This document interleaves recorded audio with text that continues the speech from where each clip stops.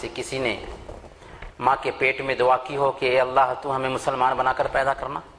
کسی نے دعا نہیں کی تھی، لیکن اللہ رب العالمین نے اسے مسلمان بنایا۔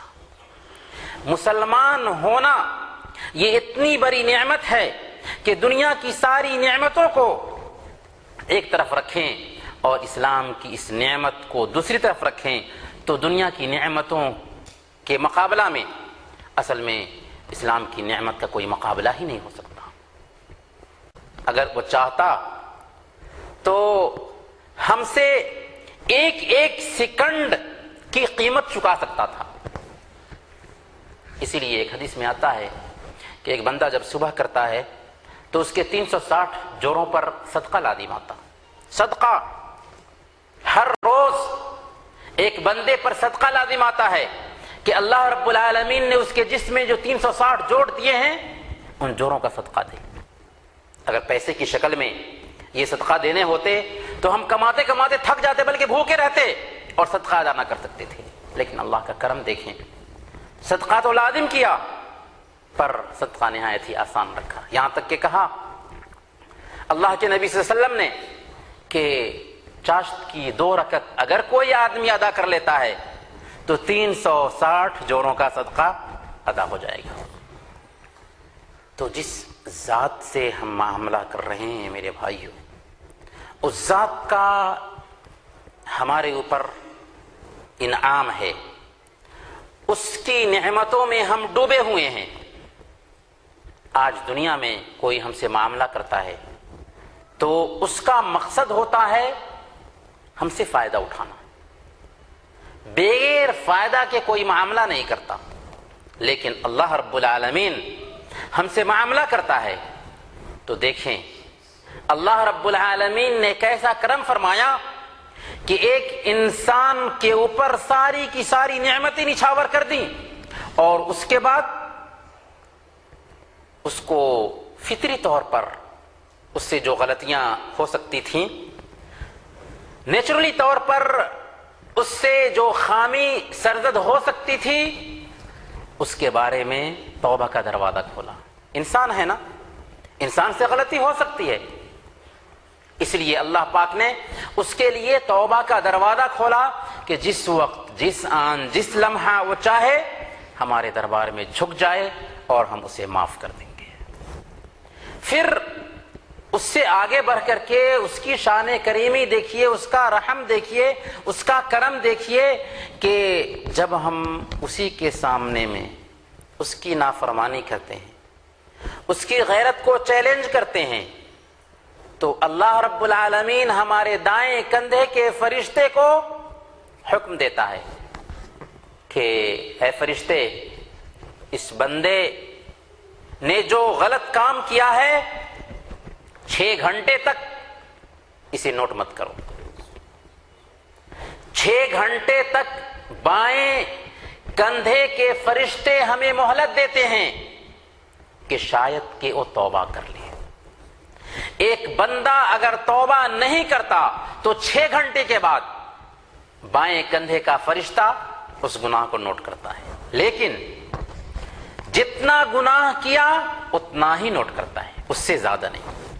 اس کے اپوزٹ اگر ہم نے کوئی نیکی کا کام کیا تو صحیح بخاری اور مسلم کی روایت میں آتا ہے کہ اللہ رب العالمین اس کے بدلے ایک بندے کو 700 گنا تک ثواب عطا فرماتا ہے۔ تو اس قدر ہمارا رب ہمارے اوپر رحیم اور کریم ہے کہ فرشتے کو آرڈر دیتا ہے کہ اس کے گناہوں کو مت لکھو، موقع دو۔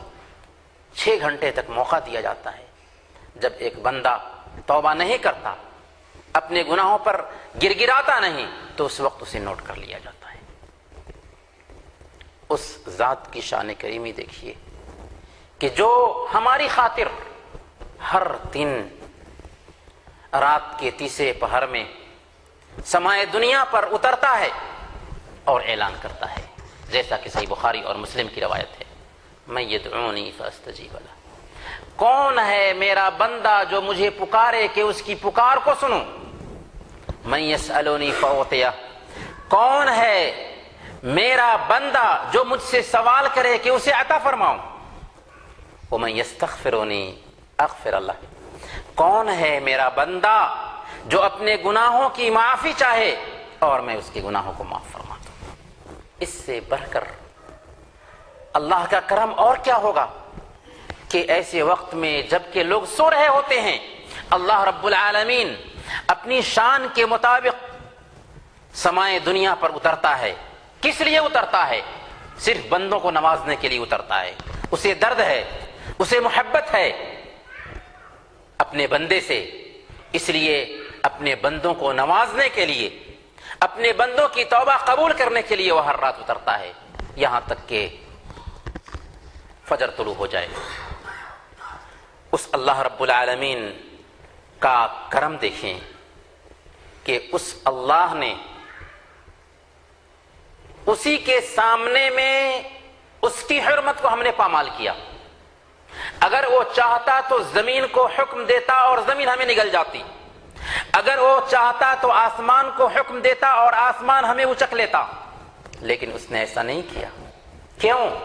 اس لیے کہ وہ کریم ہے، وہ معاف کرنے والا ہے، وہ ہمارے گناہوں پہ پردہ ڈالنے والا ہے۔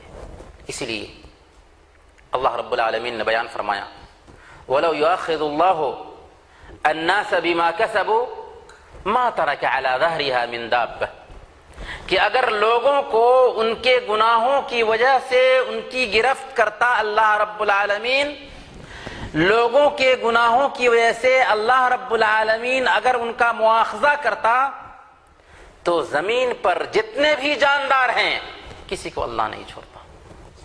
ہم رات دن اس کی حرمات کو پامال کر رہے ہوتے ہیں، رات دن اس کی نافرمانی کر رہے ہوتے ہیں، اس کے باوجود اللہ رب العالمین اس پہ پردہ ڈال دے رہا ہے۔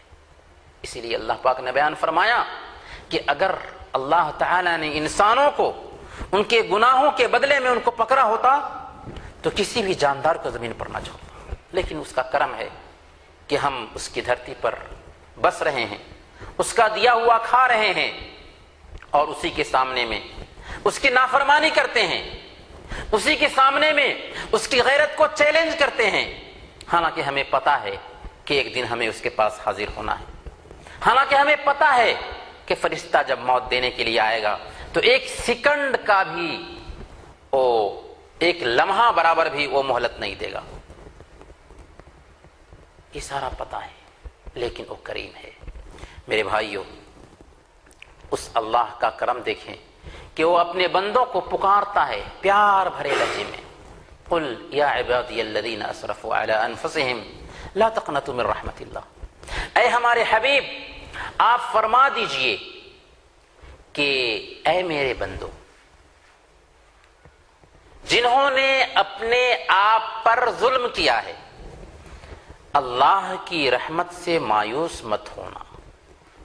ظلم کیا ہے، گناہ کیا ہے، ہر طرح سے اپنے آپ پر زیادتی کی ہے، اس کے باوجود اللہ کی رحمت سے مایوس مت ہونا۔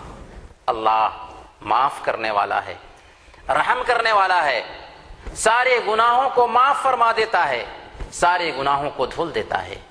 یہ ہے اس اللہ کا کرم۔ صحیح مسلم کی روایت ہے، اللہ کے نبی صلی اللہ علیہ وسلم بیان فرماتے ہیں ان اللہ یبسط یدہ باللیل لیتوب مسیء النہار، اللہ تعالی رات میں اپنا ہاتھ پھیلاتا ہے، رات میں اپنا ہاتھ پھیلاتا ہے، کس لیے؟ تاکہ دن میں جس نے اللہ کی نافرمانی کی ہے وہ اس سے توبہ کر لے۔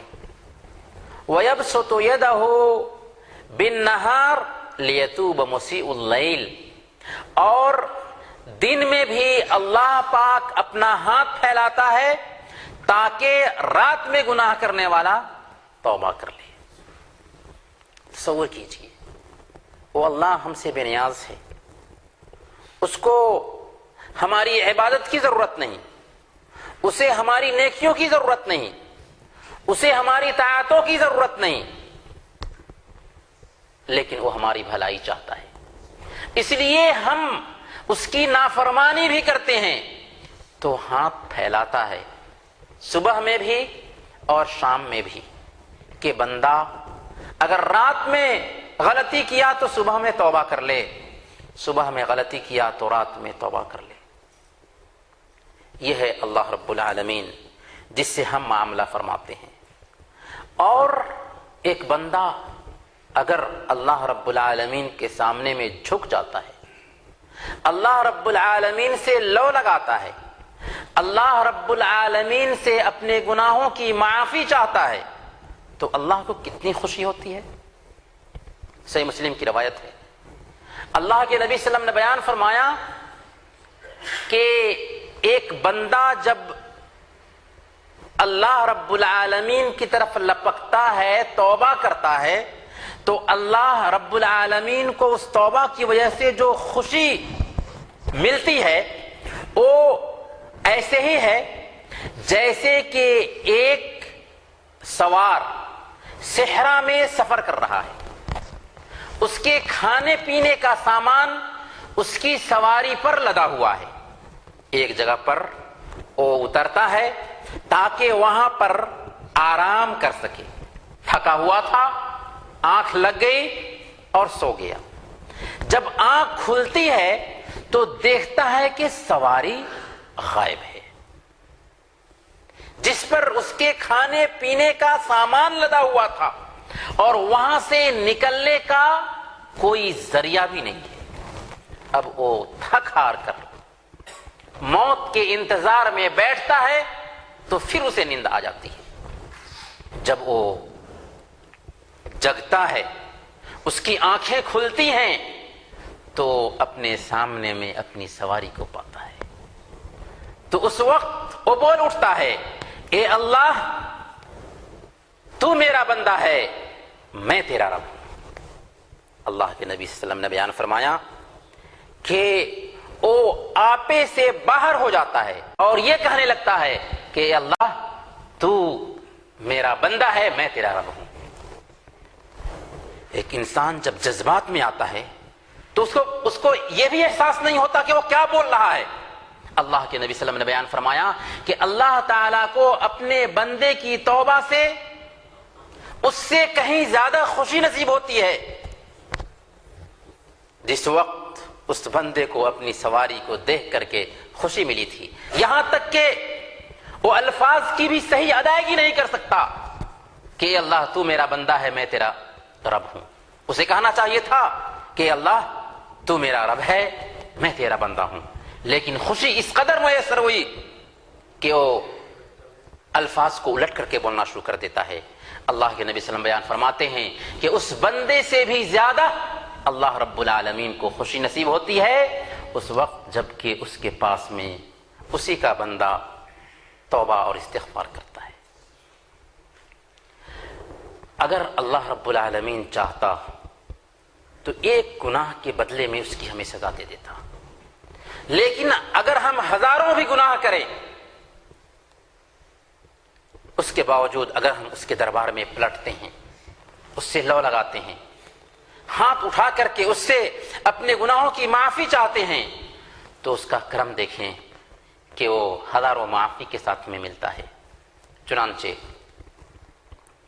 صحیح بخاری اور مسلم کی روایت ہے، اللہ کے نبی صلی اللہ علیہ وسلم نے بیان فرمایا کہ پرانے زمانے میں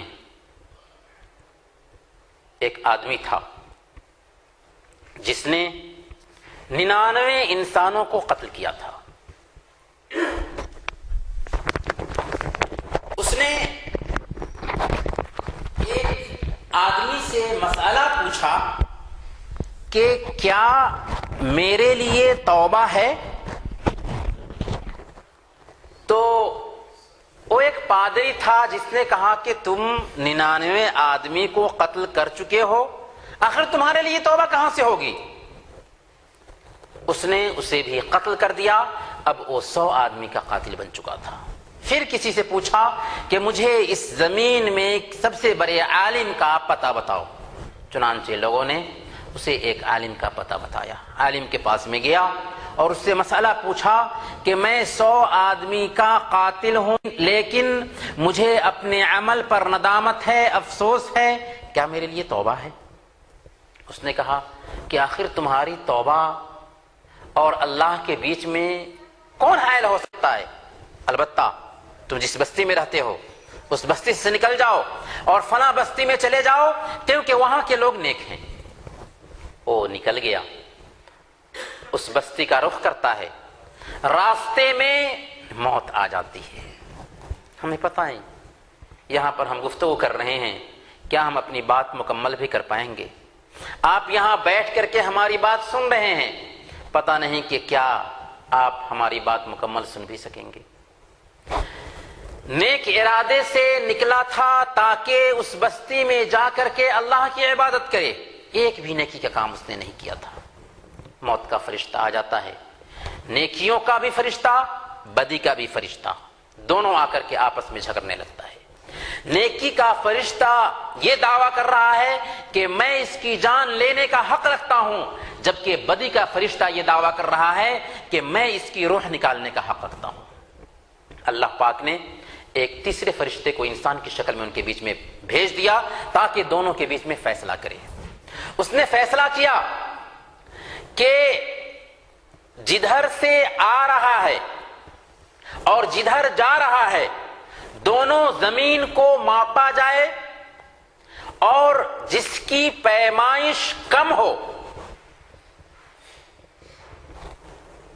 اسی کے اعتبار سے، اگر جدھر جا رہا ہے اس کی پیمائش کم ہے تو نیکی کا فرشتہ اس کی روح قبض کرنے کا حقدار ہوگا، اور جدھر سے آ رہا ہے اس کی پیمائش کم ہے تو بدی کا فرشتہ اس کی روح قبض کرنے کا حقدار ہوگا۔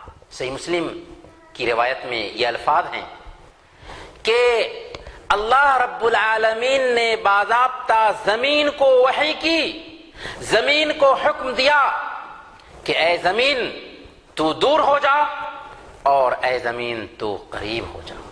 جدھر سے آ رہا تھا وہ زمین دور ہو گئی اور جدھر جا رہا تھا وہ زمین قریب ہو گئی۔ اللہ رب العالمین ہماری معافی کے لیے کیسے بہانے ڈھونڈتا ہے۔ چنانچہ اللہ رب العالمین کے نیکی کے فرشتے نے اس کی روح کو قبض کیا، حالانکہ 100 آدمی کا قاتل تھا اور کوئی نیکی نہیں کیا تھا۔